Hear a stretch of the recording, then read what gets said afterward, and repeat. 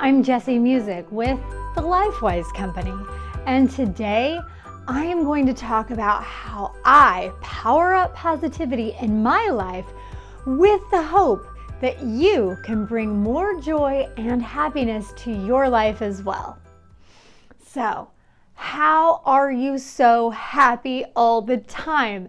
It is one of those questions that I used to just shrug off and say something like, I just am.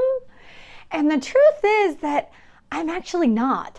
I mean, of course I have hard days, but I am happy most of the time.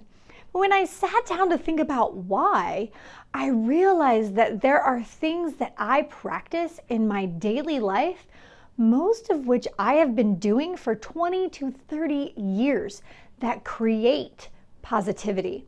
So I have been reaping the benefits for a long time and just truly not knowing why. Now that I know, I am sharing with you so that you can create a life filled with happiness as well. So, joy is really not a slippery thing that hides from us, but chasing it can make it even harder to find. Creating and cultivating positivity for yourself brings joy right to you. You can actually train your brain to look on the bright side, but it does take practice. Now, that doesn't mean that you're never ever going to experience negative thoughts and you're never going to have negative feelings, but the idea is that the positive ones will outweigh the negative. So, the great thing is that absolutely anyone can do this. Here are my top 5 tips, the things that I do that help me move past negative thoughts and into productivity, fulfilling relationships, and an optimistic outlook. The first one is to begin every single day with gratitude. I absolutely cannot stress this enough.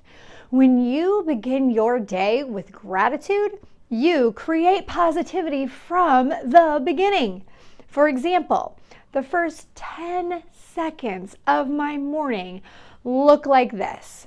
The alarm goes off and I immediately reach for the shut off, and then my eyes open, huge deep breath, and I consciously notice the first thing I see that's beautiful, and I express gratitude for that thing. Now, that thing that I'm grateful for in the first 10 seconds is usually something particularly small. That's to say that it is simply just noticing that I am blessed. So I certainly have a bed to sleep in. I absolutely love my quilt. Usually the sunlight is poking in the window. There's a painting on the wall that I think is particularly lovely. And I love the lamp on my bedside table. It is literally the first thing I notice when I open my eyes and I just take a deep breath. And it is like breathing in my gratitude. So part of my gratitude practice is also my journal.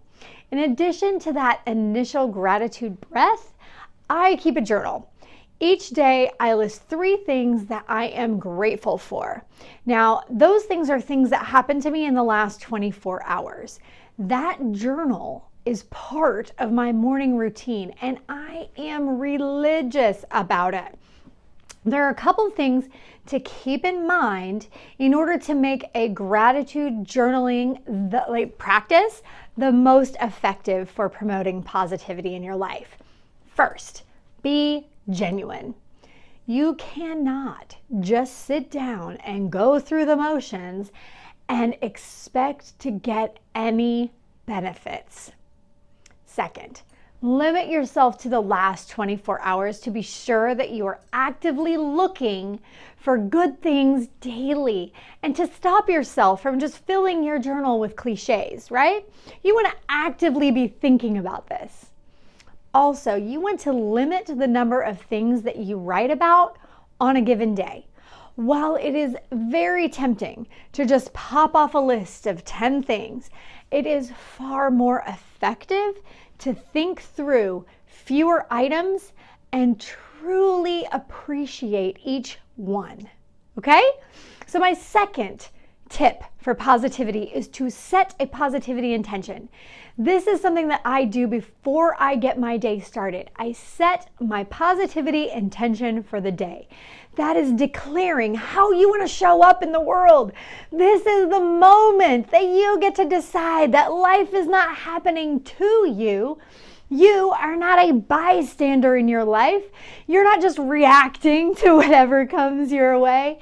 You direct your actions and reactions in advance. It is like planning a road trip before you get in the car. Of course, you can just get in the car and go, but planning in advance can make the whole trip better. Intention is incredibly powerful. At the beginning of every single yoga class, most teachers will ask you to set an intention. But really, they just say, set your intention. There's usually no instruction as to what they're talking about. So when I first started going to yoga, before I really learned what an intention was, I would set intentions to do things like focus on my balance today, or work my core, or to just nail the newest move I was working on. But an intention shouldn't be confused with a goal. It is not the object of your ambition. An intention is something that you want to align with in your life. It is an aim, a purpose, an attitude you would be proud to commit to. Intentions are heart-driven and give you a sense of purpose. You want to be specific with your intentions. When I set my intentions, they are closely tied to my personal thoughts and values and my perspective on life. Intentions can be as simple as a word or a phrase that you'd like to align yourself with, like open your mind, right? Or speak with love, or just simply strength or peace, right? So you try to keep the intention positive though, rather than saying something like stop being a coward or spend less time alone. You want to choose the correlating intention that's more positive, like be courageous or build community. I like to set intentions to tackle the most challenging and meaningful parts of my life. So those things would include my relationship with my husband and my ability to effectively parent my kids. So those are at the top of my list. So my intention for the day may be something broad, like I will be an attentive and positive wife today. But if I am having a particularly hard time with something and it's specific, I will set a specific intention to deal with that thing, okay? So the intention you set for the day is then gonna roll around in the back of your mind and come to the forefront throughout the day, simply because you consciously and deliberately stated your intent. You do not have to come up with a new intention every single day. You can just use the same one over and over until the interaction that you are seeking is natural. Okay? So my third tip for positivity is to say something positive. Have you ever noticed when you're in a group setting that the first person to speak sets the tone for the rest of the group? I really started noticing this when I was in high school. Okay, think back to high school. In group discussions or activities, usually the first person to speak, they would say something negative. They would say something about how dumb the topic was, or how we were never going to use this bit of knowledge like in our real life, or that the activity was so lame, right? So I was a 90s kid, right? After that, everyone would chime in with their opinions on how terrible it was and how we should not have to do that thing, right? That negative conversation inevitably made the activity harder, and it created a situation in which no one wanted to participate. So I created a little experiment and I tested it out on my high school peers, and they didn't even know it. I started making it a habit to be the first one to speak up and to say something positive. So, like, you want us to stand in a circle and hold hands? Yes! That sounds so fun! You want us to do a group history project? Yeah! That sounds interesting! You name it. And I decided to be the first one to speak and to say something positive. I sincerely wanted to see what would happen. And guess what? Other people chimed in with positive things to say. And then I began to really take note of the difference when I did and did not speak first with positivity. The results were remarkable. When the first response was positive, the discussion generally went in a positive direction. When the initial response was negative, usually the whole conversation was also negative. You can do this too. Try it. Seriously, be first. Say something positive. You can say something positive in a group and stem the tide of negativity. You can be all alone and see something on social media or in the news and just decide to say something positive, either to yourself or in a comment, and then you can change your own heart. When you are the first one to speak up, I guarantee that you will find more reasons to smile, right? Okay, so my fourth tip on positivity is to find someone positive in your life. Surround yourself with positive people. It is absolutely imperative that we surround ourselves with positive people.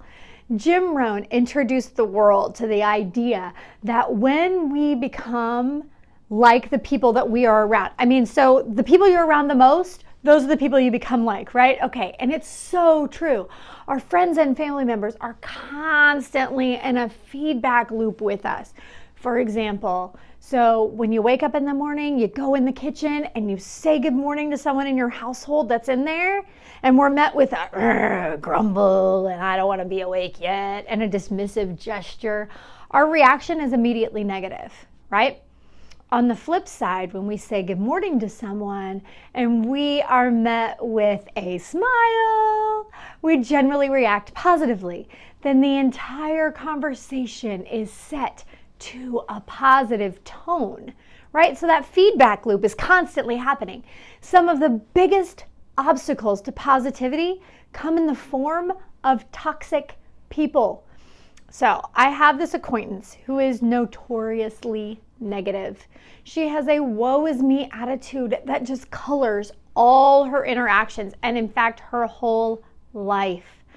I used to spend entirely too much time with her until I realized that her attitude was sapping all my strength and all my joy. Having lunch with her was exhausting. So I didn't cut her out of my life completely, of course not, but I have limited my interactions with her to very short and very sparse occasions, and I actively attempt to steer the conversation toward positivity. With that change, I feel a massive difference in my daily life. Oprah says to surround yourself only with people who are going to lift you higher. So in addition to seeking people to spend time with in your real life, you can also find role models. So think about this. We admire athletes, authors, musicians, actors, community leaders, coaches. We're often so appreciative of the talent that it takes to be an athlete or the impact of a community leader, right? So frequently we choose our role models based on skills that maybe we wish we had, or achievements that we wish that we could attain, or that we still want to attain. So choose role models for their attitude and mindset. When you choose role models because of positivity, you are far more likely to emulate them and add that positive energy to your life. When your role models display negative traits, those will be the ones that sink into your subconscious. So you don't want that, right? Okay, so my 5th tip is to cut it out. Cut words from your vocabulary that are negative. The words we speak are important, whether it is an internal speech to ourselves or declarations to others. I mean, the words that we use have power. There's a saying from a Chinese philosopher. I'm actually not even sure which one. I'll have to look that up. But he warns us that the words that we use become actions, and the actions become habits.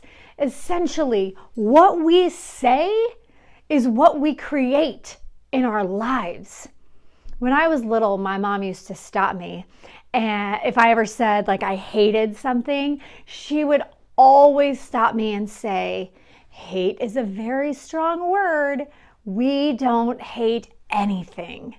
She helped me whenever I was a child to reframe situations. And I remember feeling almost a physical release of that hate and a calm come over me when she would remind me that we don't hate. I highly recommend removing that word in particular from your vocabulary. Here are some other words, like there's some other words and phrases that I think should be left out of our speech just to encourage more positivity. Things like I can't, or this sucks, or if only, or that's a problem, or but, or why me? It's not fair. I wish I could. Not again, or I'm not. This list is really not exhaustive, but start paying attention to the words you use and how you feel when you use them. Notice the effect that your words have on others. You can add to this list for yourself. So I do have some tips on how to cut words from your vocabulary, right? This is not always the easiest thing. Start with a word or two, and then just resolve to catch yourself if you're tempted to use whatever words you're trying to cut out. And then when you slip, there's just really no need to beat yourself up about it, right? Creating a new vocabulary habit is just like all other habits. It takes time and encouragement and grace from yourself. Just simply tell yourself that you'll do better. Your subconscious is listening, all right? So make an effort to replace negative words with positive ones. Here's some examples for you. Instead of saying I can't, you can say I can, and just list what you can. Instead of saying this sucks, you say this is a challenge, or if only becomes let's do it. That's a problem. Let's work on that. But can become and. Why me becomes I am thankful for that. It's not fair becomes let's work on it. I wish I could becomes I can. I'm not becomes I am. Okay, so it is so important to feel our feelings and express ourselves, right? It is necessary to vent, but at the same time, it is essential to let go and move on rather than letting negativity be your normal way of living. When you are working toward a positive life, your words are important. Choose them with care. Say what you mean and mean what you say. Here's the positivity skinny, right? Here's the culmination. These 5 steps are the beginning of a journey into a positive life. You have all the tools that you need to understand and address the things that are bringing unhappiness to you. When we decide to flip the switch, we can get to work on making the changes that are necessary for filling our lives with joy. My wish for you is that you would seek growth, build community, and find joy. And I know you can bring positivity into your life because you are so LifeWise. Until next time. Hey friend, I hope you enjoyed this episode. If you did, would you please hit that subscribe button and also post questions that you have down below. It's questions from you that inspire these episodes. We would love to hear what you think about it. Also, if you would like to join our Facebook community, you can interact with us and our community every day. Join us at PowerUp by LifeWise on Facebook. We would love to give you some more time, some more one-on-one, and some more interaction to help you reach your next level of growth and joy.